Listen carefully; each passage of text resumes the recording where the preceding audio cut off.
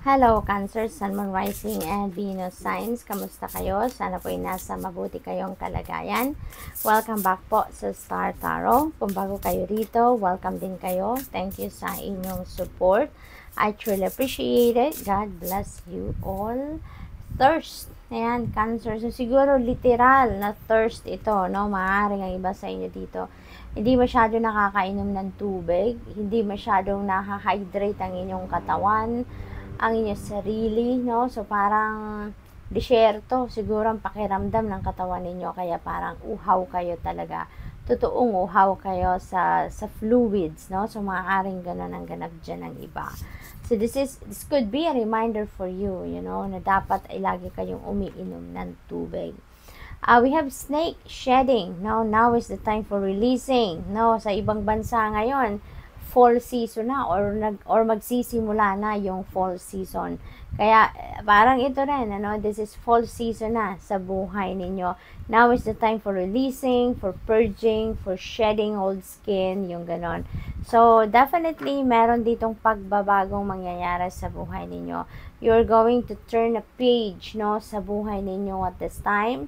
Meron kayong mga tatanggalin na sa buhay ninyo, mga bagay, tao, or sitwasyon that doesn't serve your highest good anymore or doesn't support your soul's growth or soul's evolution. Kaya alam ninyo na wala nang kwenta yan, alam ninyo na hindi na yan nakakapaghatid sa inyo ng positive energy, kaya chuchu na, go na, you're going to let that go. We have owl intuition. Ayan, sa lahat ng mga pagbabagong ito, Cancer, rest assured that you are divinely guided. Okay? Maraming downloads ang parating sa inyo dito, or maybe meron na talaga kayong mga napipick up na divine guidance through your intuition. Kaya gamitin po ninyo yan as you head towards this change, as you head towards transformation sa buhay ninyo. Marami na din kayong alam sa buhay, you know, maaaring isa na din kayo sa mga taong masasabi natin na ano na kayo, learned na, masasabi nating seasoned na kayo in life, no, in terms of life experiences. Kaya marami na kayong alam, no, parang you're very smart already. Ano na kayo, person of wisdom kayo, yung ganon. Kaya gamitin niyo yan, no, para sa ikakabuti at ikakaganda ng inyong sitwasyon. What else, Cancer? We have new beginnings. Ayan, so nasabi ko kanina that there is transformation, there is new beginning energy din dito. So talagang marami ang maaaring magbabago dito sa buhay ninyo. Siguro parang ngayon na-realize ninyo na mag-create kayo ng isang pagbabago sa buhay ninyo para kayo ay talagang makapag-move on na sa buhay, makapag-start ng bagong chapter sa buhay ninyo dito. So, parang may mga realizations din siguro kayo at this time, ano, na it's about time na, 'di ba? Para baguhin mo na ang mga bagay-bagay sa buhay ninyo, baguhin mo na yung takbo ng buhay ninyo, yung course of your life, no? So, kaya maraming bagay siguro dito or different areas of life na gusto ninyong mag-create ng pagbabago. So, what else? We have action. You really need to take action. Hindi lang yung magpaplano lang kayo. So, parang siguro marami na din kayong napag-isipan, marami na din kayong plano, ideas, you know, and kaya inimbitahan kayo dito na it's about time na to take action. Hindi pwedeng lahat nasa isip nyo lang, nasa dibdib nyo lang, and you're not going to take action. Because otherwise, walang mangyayari, 'di ba? Walang magbabagong bagay or sitwasyon sa buhay ninyo kung hindi rin ninyo ilalagay, no, sa action ang mga pinagplanuhan ninyo. Okay? What else we have going forward? Yes, this is what you are going. This is what you're going to do. I mean, you know, Cancer. So, definitely, siguro planchado na ang lahat. Maaaring matagal na kayong nag-isip-isip.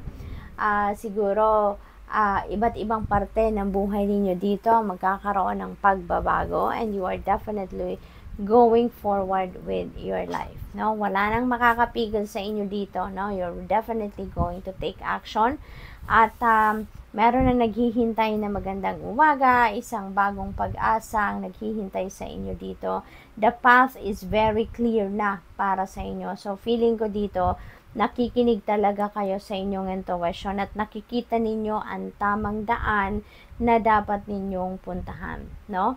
So, this is really beautiful. You're so blessed kasi binibigyan kayo ng divine guidance and nakikinig din kayo. So, pinapakita dito sa card na alam nyo na kung paano ninyo ina-navigate ang journey na to, no? Nakikita nyo na yung path kung saan kayo papunta. So, which is really beautiful. We have the star energy. Yan, this is wish fulfillment energy. Kaya meron kayong wish or wishes dito na maaaring mag-come to fruition, Cancer, around this time.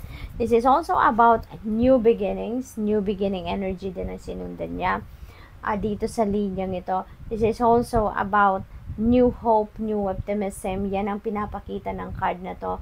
Napakaliwanag, napaka-clear ng path papunta doon sa liwanag. Kaya most likely talaga, this is a beautiful transformation happening sa buhay ninyo.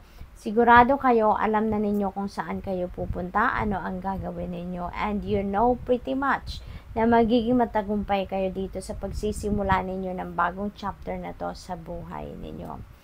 King of Pentacles, na yan. So, maybe ang iba sa inyo dito ay isa ng leader. Maaring isa na kayong boss, isang manager, supervisor, at maaring you're very successful na in terms of money, career, and finances, no?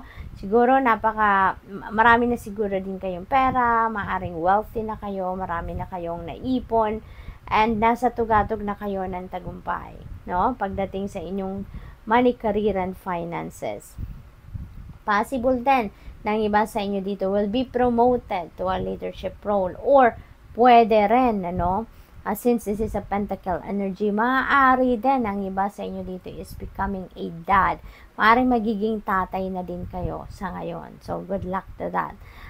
For others of you, Cancer, this is money coming your way because this is about wealth, this is about prosperity and abundance. So, maaaring merong cash talaga na matatanggap ang iba sa inyo dito, bonus, mga ganon, or siguro financial opportunities ito. Maaring merong mga lucrative offers dito, no, ng bagong posisyon sa trabaho. Maaring meron ditong magpapirate sa inyo dito galing sa ibang kumpanya, you know, something like that, no? What else? We have Queen of Wands. Ayan. So, going forward, tapos meron kayong Queen of Wands. So, definitely, you're going to embody the energy of Queen of Wands. Sa pagtungo ninyo, papunta sa isang bagong buhay, isang bagong umaga, you are not going to allow anyone or anything to get in your way. Talagang sobrang desidido kayo dito. You're going to work for it. You're going to be very determined, driven, at saka laser focus kayo sa pupuntahan ninyo or sa gagawin ninyong ito, no?